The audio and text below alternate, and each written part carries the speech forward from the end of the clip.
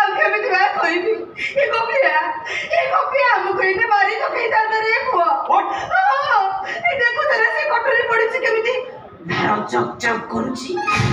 ଏଇ କଟୁରୀ ଧରି ଆମକୁ ହାଣିବାକୁ ପଡେଇଥିଲା ରେ ପୁଅ। ଯଦି କାହାକୁ ଜଣକୁ ପାଇ ଯାଇଥାନ୍ତା ନା ହାଣିକି ଏକଦମ ଗଡ ଗଡ କରି ପକେଇଥାନ୍ତା। ହେଲେ ଆମେ ମା ପୁଅ ବୋଉ ମିଶିକି ତାକୁ ଏଇଠି ବାନ୍ଧିକି ବସେଇ ଦେଇଥିଲେ ପୁଅ। ଧ୍ୟାନ ହେଇଥିଲେ ତେମେ ଆଇଲା ବେଳକୁ ମାନେ ପୁଲିସ ଆଇଲା ବେଳକୁ ଆଉ କିଛି ନଥାନ୍ତା। ହେଇଲୋ ମିଛ କଥା କହୁଛୁ ତୋ ଉପରେ ଘଡଘଡି ପଡିଯାନ୍ତା।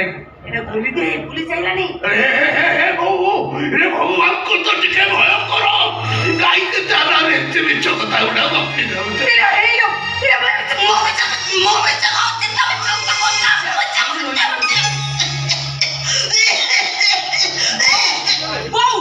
ପାଣି ଏବେ କୁହ ହେଲା କଣ ହେଲା? ମୁଁ ମିଛ କହୁଛି ତମେ ଏକା ସତ କହୁଛ। ତମେ ଏତେ ସତିଆ ଆମେ ସବୁ ଓ ପୋଲିସ ତମେ କଣ ଠିଆ ହେଲା? ତମେ ବାନ୍ଧିକି ଥାନାକୁ ନଉନ ଓହ୍ଲେଇଲ ସେ ଥାନା ଭିତରେ ବହେ ଛେଚିବ ଆଉ ସେ ସବୁ ସତ କଥା ଓକାରି ପକାଅ। ଠିକ ଅଛି ଆରେଷ୍ଟ ତ କରିବି କିନ୍ତୁ ପ୍ରଥମେ ଜାଣିବାକୁ ଚାହୁଁଛି କପି ତମମାନଙ୍କୁ ମାରିବାକୁ ଚାହୁଁଥିଲେ କି? ଆଗରୁ ସେ ଶିକ୍ଷକତା କରୁଥିଲେ ଏବେ ପୁରୁଷ କମିଶନ ଗଠନ କରିବା ପାଇଁ ହଞ୍ଚା ପିଟିଛନ୍ତି। କଲମ ଧରୁଥିବା ହାତ ହଠାତ୍ ମାନବସ୍ତ ହେଲା ନାହିଁ। ପୁରୁଷ କମିଶନ ଗଠନ କରୁଛି ଛେନା କୁଡୁଡା କରୁଛି ତଳେ ପୁଅ ଝିଅ ଧରି ଡେଲି ପ୍ରେମ କ୍ଲାସ ଚଲେଇ ଗପି ଭାଇ କଣ ହେଇଛି ମତେ କାହିଁ ପଚାରୁଛ? ସେମାନଙ୍କୁ ପଚାର ସେମାନେ ଯାହା କହିବେ ମୋର କିଛି ଆପତ୍ତି ନାହିଁ। ଆଜି ମୋ ଘରେ ଯୋଉ ଘଟଣା ଘଟିଛି ତା କହିବାକୁ ଲାଜ ଶୁଣିଲେ ପାପ। ଆରେ ତମ ଭଉଣୀ ଭାଇ ଭଉଣୀ ଦେଢୁଶୁରଙ୍କୁ ଜୋତାରେ ପିଟିଲା। ସବୁ ମିଛ କଥା। ତମେ ଏ ବୟସରେ ଏତେ ମିଛ କହୁଛ ନା? ମୁଁ ମିଛ କହୁଛି ନା ନା ନା ନା ନା ତମେ ସତ କହୁଛ ଆମେ ତିନି ଜଣ ମିଶିକି ମିଛ କହୁଛୁ। ନାଇଁ ରାଜ ଯୋଉଠି ଦେଢଶୁର ଏଇ ଭାଇ ବୋଉ ମୁହଁ ଚାହିଁବା ବାପ ମୁଁ ଆସିବା ତ ମୁହଁ କେମିତିଆ ଦେଖି ନାହିଁ। ସେ ଆଜି ଦେଢଶୁର ମତେ ହାତ ଉଠେଇ ମାରିଲେ। ହଁ ରାଜ ମୁଁ ଦେଖିଛି ଭାଇ ଶିକ୍ଷାକୁ ମାରିଲେ ଆଉ ପ୍ରତିବାଦ କରିବରେ ସେ ମତେ ବି ମାରି। ଆଚ୍ଛା ତମମାନଙ୍କ କଥା ଯଦି ସତ ହୁଏ ତାହେଲେ ଦେଢଶୁର ଭାଇ ବୋଉକୁ ଜୋତାରେ ପିଟିବା ପଛରେ ନିଶ୍ଚିତ କିଛି ଗୋଟେ କାରଣ ଥିବ।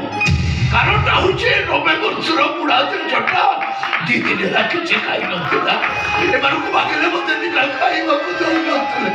ଆମକୁ ସହିପାରିଲିନି ଏ ଶିଖା ବୁଢୀ ଖାଉଥିଲା ଯେ ତାକୁ ଦିନ ବୁଢୀ ଖାଇବାକୁ ମାଗିଲି ସେ ମତେ ଧକ୍କା ମାରି ତଳେ ପକେଇଦେଲା। ଆରେ ସେଥିପାଇଁ ଗୋପୀ ତାକୁ ମାରିନି ଓଲଟି ସିଏ ଗୋପୀକି ଜୋତାରେ ପିଟିଲା। ବେଶୀ ରାତି ସୁହାଗ ବାହାରି ପଡୁଛି। ଇମିଡିଏଟଲି ଆରେଷ୍ଟ କର। ତାପରେ ମୁଁ ଏସପିଙ୍କ ପାଖକୁ ଯିବି। ମୁଁ ରୋକେଇ ପାଦ ଉଠେଇଲା ଓଡ଼ିଶା ଥରେ। ମୁଁ ଆଜି ପର୍ଯ୍ୟନ୍ତ ମୋ ସ୍ତ୍ରୀ ଦେହର ଟିପଟେ ଦେଇନି। କିଏ ମାରିବ ଏଟା ମାରିଲା ବୋଲା ଇଏ। ରାଜ ତମ ମତେ ଆରେଷ୍ଟ କର। ନାଇଁ କହିବି ମତେ କାହିଁ କଥାଟା ସତ ଲାଗୁନି।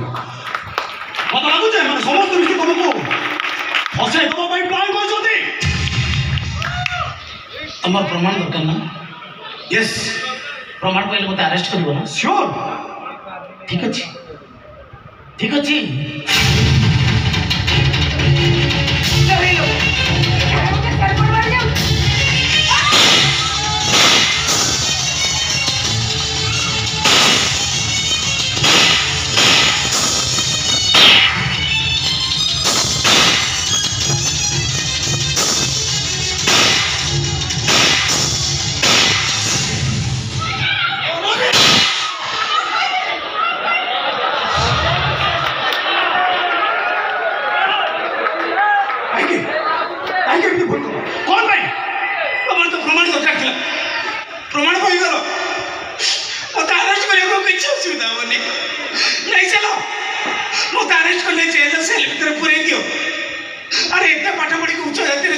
ଚାକିରି କୋଉଠି ପାଉନି।